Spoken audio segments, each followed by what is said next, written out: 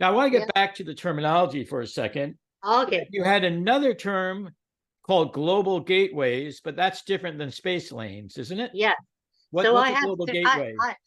I am introducing 3 new terms into our astrological Vocabulary. vocabulary.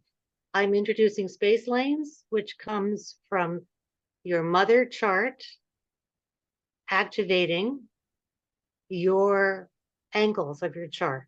So if your mother chart's axis from the nodal axis or the eclipse axis activates, the main structure of your chart, which are the angles, those are space lanes.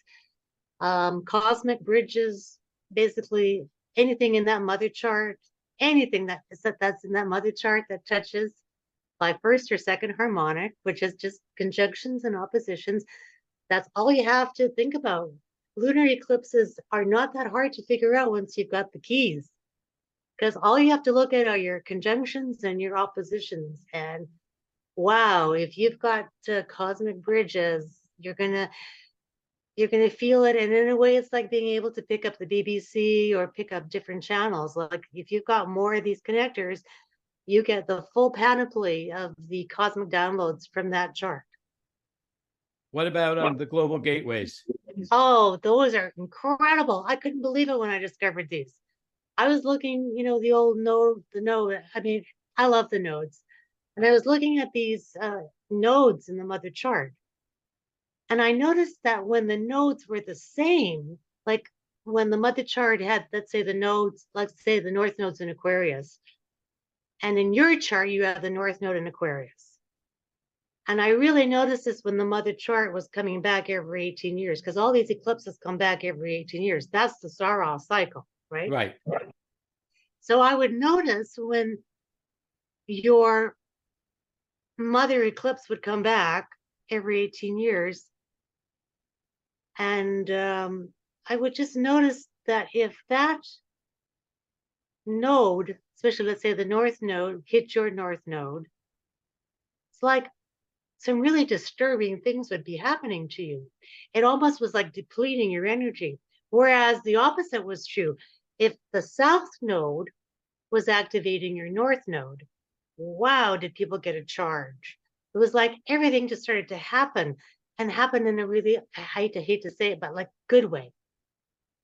Good way. It was like the south, it was like the north node on your south node was a drag. But the north node on your north node was a drag. Was a drag. But north node from the mother eclipse was on your south node. I think I got that right.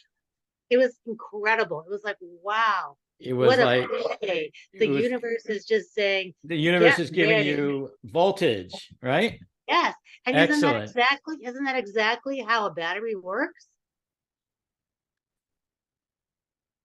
I mean, you have to have that opposite negative positive right. It's like batteries. Exactly. It's Ohm's law. You have to have, and I just thought, oh my Lord, because all astrologers, again, I mean, there's a lot of things that work in astrology. Yes, and there's a lot of stuff that just doesn't. And I have to say, I've never been that impressed with watching the north node hit my north node, or the south node, the transiting south node hitting my natal south node, or the transiting north node hitting my natal north node. I never know this much in the way of, and I've been doing charts. Event manifestation. I've been doing charts for so long. I just noticed this. It's like, nah, nothing much. But the lunar eclipses really will light you up. If your mother chart has a north or south node and it hits the opposite polarity in your chart. Wow. And that's a global gateway. That's a global gateway. All right, good. I have it straightened out in my brain now.